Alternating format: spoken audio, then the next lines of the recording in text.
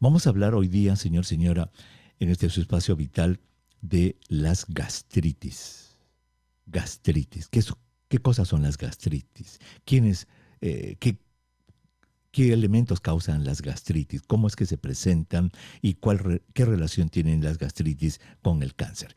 Ese es el tema de conversación y vamos a ir con un especialista que nos va a guiar en este camino, el doctor Carlos Nureña, quien es médico gastroenterólogo, jefe del Servicio de Gastroenterología del Hospital Nacional 2 de Mayo. Doctor Nureña, qué gusto de saludarlo. Buenas tardes. Buenas tardes, doctor Elmer Huertas. Quisiera aprovechar la oportunidad de poder saludarlo y desearle un feliz cumpleaños.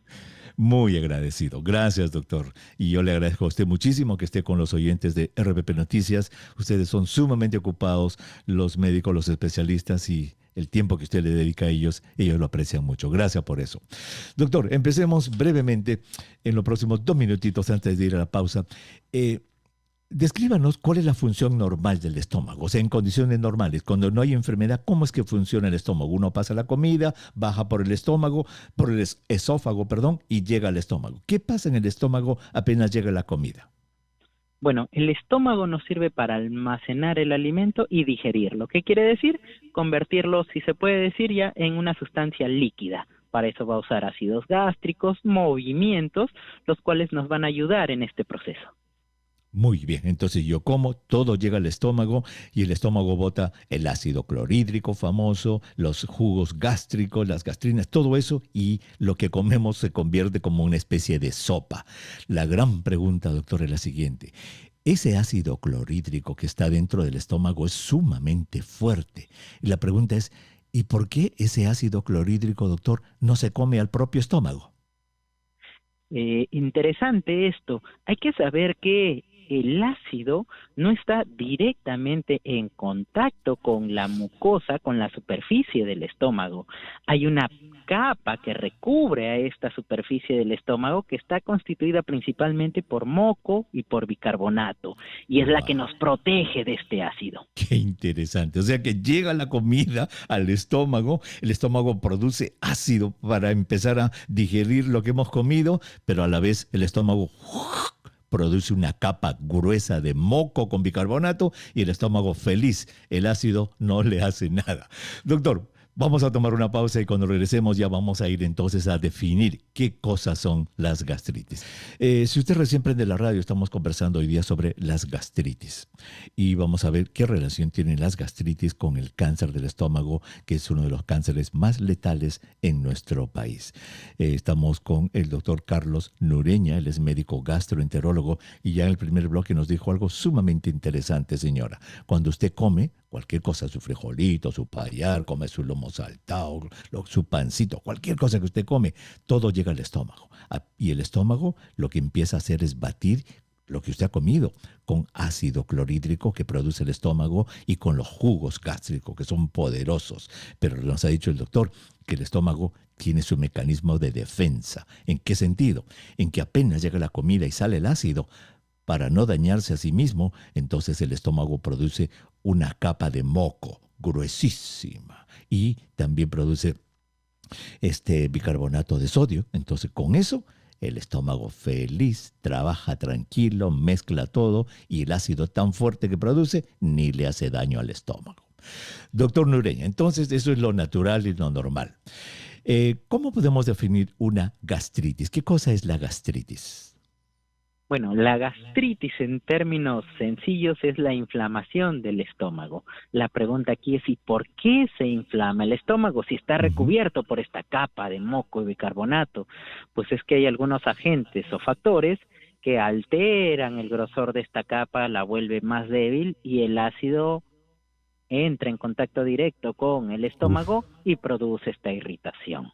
Wow, o sea que el mecanismo de defensa, esa capa de moco gruesa, se vuelve delgadita. Al volverse delgadita la capa de moco, el propio ácido del estómago empieza a quemar el propio estómago, se inflama y produce la gastritis. ¿Cuáles son los principales síntomas de la gastritis? ¿Cómo sabe una persona que tiene gastritis? Bueno, el síntoma principal y más característico es el ardor en la zona de la boca del estómago, que se llama en el epigastrio un dolor quemante tipo ardor, es lo más característico en una gastritis. Muy bien. Ahora, puede haber pacientes que presentan este ardor, digamos, una vez a la semana, cada 2 semanas, y otros que lo presentan todos los días. Es más, después del desayuno, almuerzo y comida, cada vez que comen. ¿Cuál es más característica de la gastritis? Es aquella que está todos los días en cada comida, supongo. Claro, tiene distintos tipos de manifestación. Esto es lo más frecuente, el ardor. Otros pueden tener una distensión, se llenan de gases y esto puede variar. Incluso en algunos casos una gastritis puede inflamarse tanto que ya puede llegar a erosionarse y generar las famosas úlceras. Ese es otro Ujú. proceso. Muy bien, entonces son muy variados los síntomas, pero lo más típico es ese dolor, ese ardor en la boca del estómago después de las comidas. Muy bien, doctor, de cada 100 de cada 100 casos de gastritis, ¿cuál es la que más frecuentemente, cuál es la causa principal de las gastritis? Bueno, aquí tenemos una mezcla de factores. Ujú. Dentro de nuestro medio es algo, se puede decir particular, porque en nuestro medio tenemos una bacteria que es bastante frecuente en nuestra población, que es el famoso Helicobacter pylori, pero no es la única causa. Tenemos muchas veces va asociado esto a el consumo de algunos agentes que irritan el estómago, como las bebidas alcohólicas, los fármacos, el abuso de antiinflamatorios, ibuprofeno, naproxeno, diclofenaco, ketorolaco, meloxicam, que son muy buenos para desinflamar. Si la tomamos de forma indiscriminada, estos también disminuyen la protección de la producción de moco, irritan el estómago, Ujú. el estrés, la tensión, la preocupación disminuye la irrigación de los vasos del estómago, produciendo menos moco, menos protección, favoreciendo la gastritis también. Ujú. En los libros de medicina, en los artículos, se dice, y esto usted lo va a confirmar o no para nuestro medio, para el Perú, que 90% de los casos de gastritis son causados por la bacteria Helicobacter pylori y el 10% restante, por lo que nos ha dicho, el alcohol, las medicinas, el estrés, etcétera. ¿Es eso cierto en el Perú?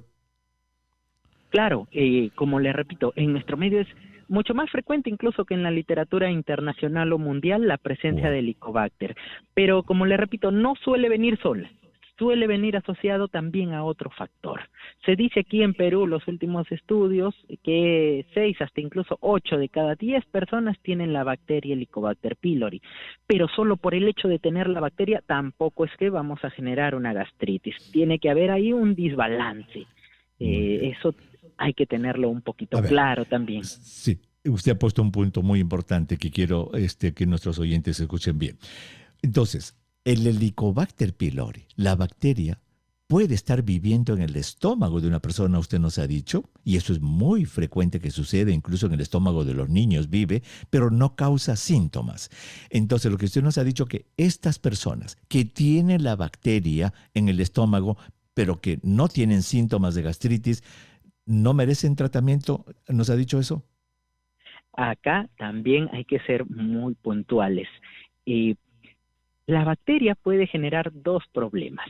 Uno es que nos genere los síntomas propios de la gastritis Claro. y dos es que nos pueda generar sin síntomas unos cambios inflamatorios, se podría decir mayores a una gastritis, como displasia, metaplasia, que ya nos están llevando por el camino del cáncer. Entonces, Con, ¿cuándo debo tratar la bacteria? Cuando tengo cualquiera de estos dos episodios o situaciones. Si hay síntomas o hay cambios mayores a una gastritis.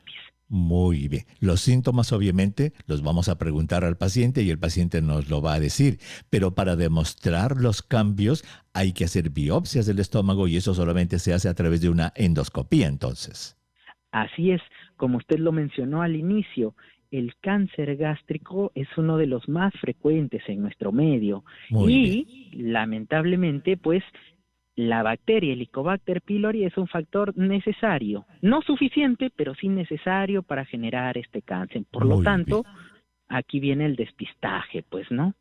Muy bien, interesante. Entonces, vamos a tomar nuevamente una pausa. Doctor, usted sabe que cada 30 minutos los periodistas de RPP Noticias trabajan para recolectar las noticias nacionales e internacionales más importantes y que nuestros oyentes estén bien informados. Escuchamos los titulares de la media hora y regresamos con nuestra conversación. Ya en los dos primeros bloques, el doctor nos ha definido cómo funciona el estómago de manera normal, cómo es que tiene sistemas de defensa contra su propio ácido, y luego ya nos ha definido la gastritis como la inflamación del estómago y nos ha dicho que de lejos la causa más frecuente de gastritis es la infección por una bacteria que se llama Helicobacter pylori, que es muy común y que en casos que provoca síntomas de la gastritis, el ardor, el dolor, todas las molestias de la gastritis, la 90% son causadas por este helicobacter, pero que también en la población general, señor, señora, sin necesidad de tener síntomas, 60 a 80% nos ha dicho de la gente. Usted, todos podremos tener esta bacteria. Doctor, y acá quisiera clarificar entonces algunos conceptos. A ver, para el que tiene síntomas, ¿verdad? Que le arde el estómago, etcétera, que va al doctor, de repente le hacen su endoscopía y le encuentran allí, pues tranquilo, no hay problema. Señor, señora, usted tiene gastritis aguda causada por Helicobacter y estas son sus 2 semanas de antibiótico y esto lo va a curar. En ellos no hay problema. El problema está en las personas que usted nos ha dicho que son portadoras de esta bacteria, pero que no tienen síntomas. 60 a 80% del Perú, doctor, estamos hablando de ¿cuánto? De unos 20 millones de personas. ¿Qué hacemos con estas personas que no tienen, digamos, la capacidad para hacerse una endoscopía y saber si están teniendo ya cambios en su mucosa de metaplasia, etcétera? ¿Cuál es la actitud? Justo aquí viene la actitud de despistaje.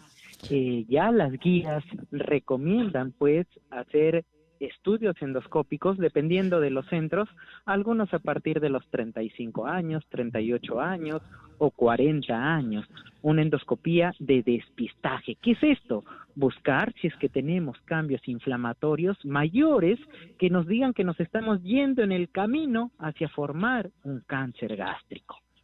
Doctor, pero son millones de personas.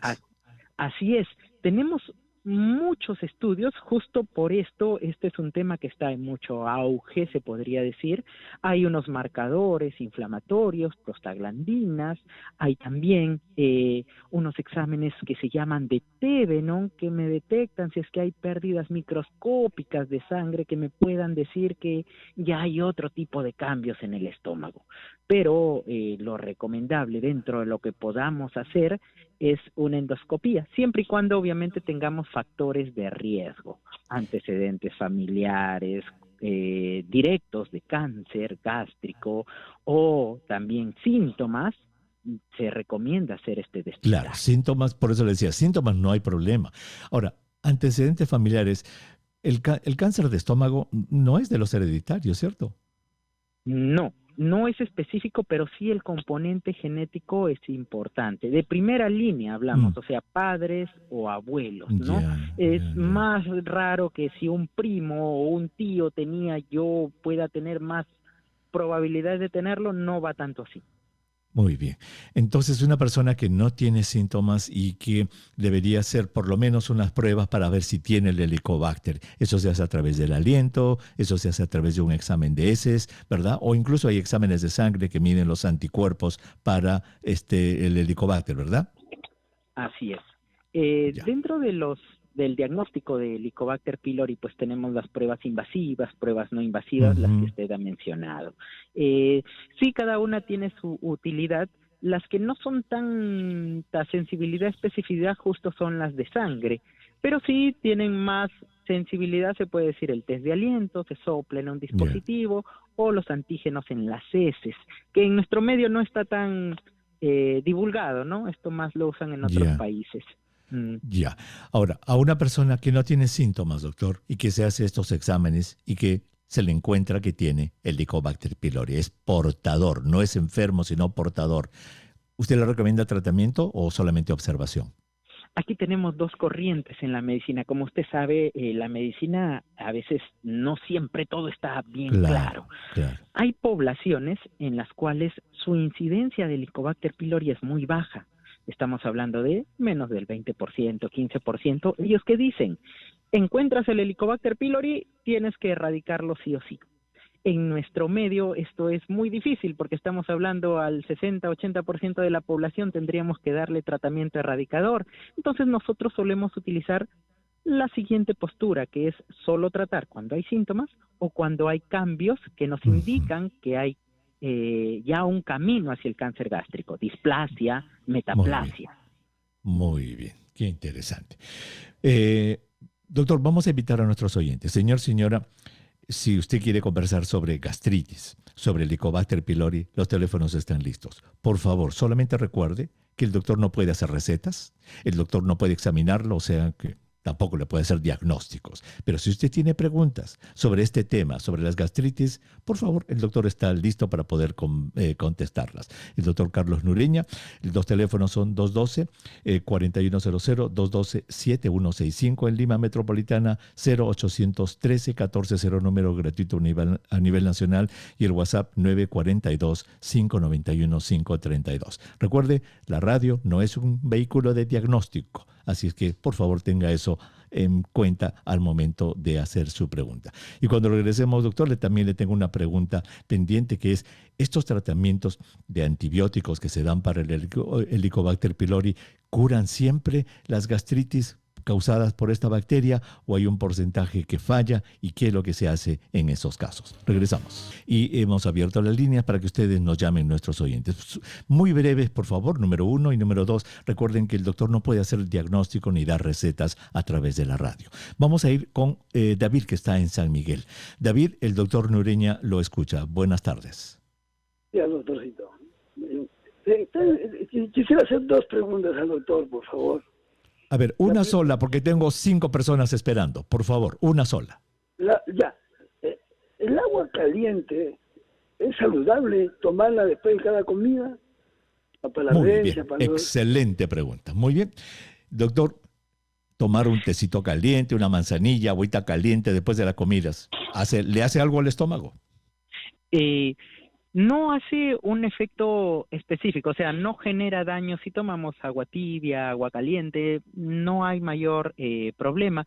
Sí, el tomar líquidos, pues ayuda a una mejor digestión, ya que, como dijimos, la función del estómago es batir, pues, los alimentos. Entonces, si hay líquido, favorece esto y puede mejorar el tránsito intestinal, y uno puede sentir como que rápidamente el estómago está avanzando, se podría decir, o disminuyendo la distensión gástrica. Y la temperatura, en verdad, un tecito caliente, un agüita de manzanilla calientito, una muña, no pasa nada, ¿no es cierto? No pasa nada. Muy bien. Ahora, si tuviera gastritis aguda, ¿le afectaría? Tampoco con los ácidos naturales, el limón, la naranja, mandarina, no tienen un efecto directo en las gastritis. Hay que recordar que todos los alimentos, todos sin excepción, producen que el estómago genere ácido. Muy Entonces, bien, ¿por qué se evitan algunos en gastritis? Discúlpeme esto porque es bastante frecuente estas preguntitas. Más es por el efecto que puede generar más aire, más gas. Algunos alimentos se limitan por esto. Fabuloso. Muy bien. Vamos con Carlos, que está en San Martín de Porres. Carlos, muy buenas tardes. El doctor Nureña lo escucha. Muy buenas tardes, doctor Huertas. Ante todo, agradecido la respuesta anticipadamente y dándole la bendición de parte de Dios a todos los que son instrumentos en la tierra, como ustedes aquí. El médico de médicos, sé que es Dios, pero hay que acudir a los instrumentos de Dios que pone, que son ustedes, ¿no? Mi pregunta es básica, pero antes de eso quisiera darle un preámbulo. Mire, yo sí fui diagnosticado en 2020 con una gastritis aguda, tenía el Helicobacter, pero yo me resistía a que, sabía que tenía gastritis por una endoscopía de unos 6 años atrás, pero yo soy un conductor que hacía mi movilidad en el taxi, y creo que los malos hábitos, no comer a mis horas, contraje eso, pero en la biopsia salió que no tenía esto, Helicobacter, pero al cabo de los años me dio en el 2020 un suceso muy grave. Estaba conduciendo y eran unos cólicos que me daban hasta la espalda, que me dejaban sin aire, que me llevó a la emergencia, al hospital Cayetano Heredia.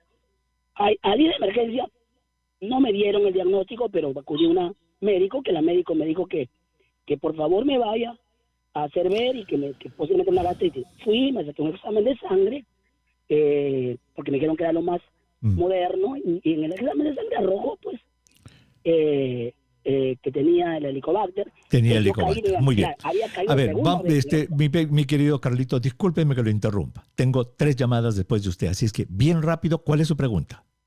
Entonces, al tener este suceso ya diagnosticado y todo, he vuelto a sentir síntomas, no de dolor ni así de como dice el Ya. doctor, sino que en mi boca sale un amargor desde la mañana, o Ya. cuando puede que como, Muy bien. un amargor en el estómago, y es posible que ¿Cuál es la o pregunta? gastritis, ¿Cuál es la pregunta, ¿en qué punto Carlos? estaría mi gastritis en todo caso? Si es posible que haya vuelto el Muy Helicobacter, bien. o tengo que moderar mis hábitos. Muy bien. Que pudo haber Perfecto. contraído. Gracias, Carlito, por su llamada. Pues este es el tipo de llamadas que el doctor no puede decir. ¿Qué va a decir el doctor? A ver, ¿qué le puede decir el doctor? Que vaya al Ya. médico, doctor.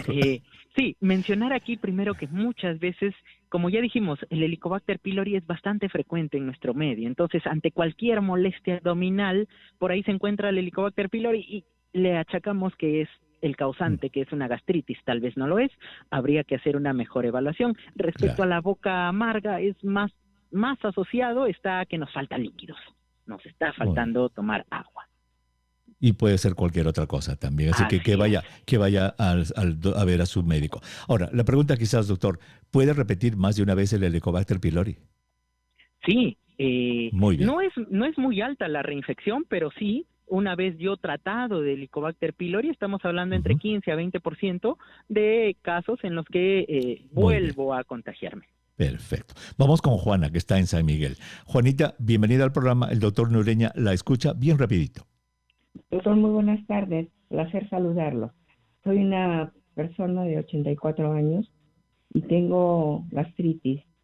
Entonces, mi pregunta es, como estoy anticoagulada por problemas de taquicardias, problemas cardíacos, ¿habría, en el caso que el especialista gastro me indicara una endoscopía, qué riesgo podría correr?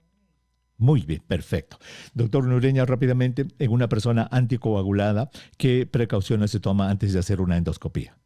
Ya, esto ya está bastante estudiado. Primero tenemos que ver cuál es la causa de la anticoagulación. Si nos permite suspender, Parece lo que ideal es tiene, suspenderla. parece que tiene una arritmia cardíaca, debe tener fibrilación auricular, por eso está Ya, anticoagulada.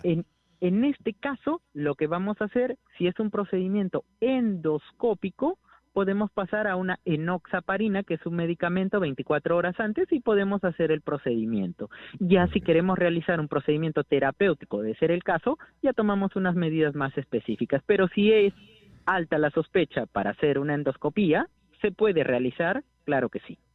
Se puede, incluso estando con su anticoagulación. Así es, cambiamos Muy nada bien. más de anticoagulante. Lógico, fabuloso. Muy bien.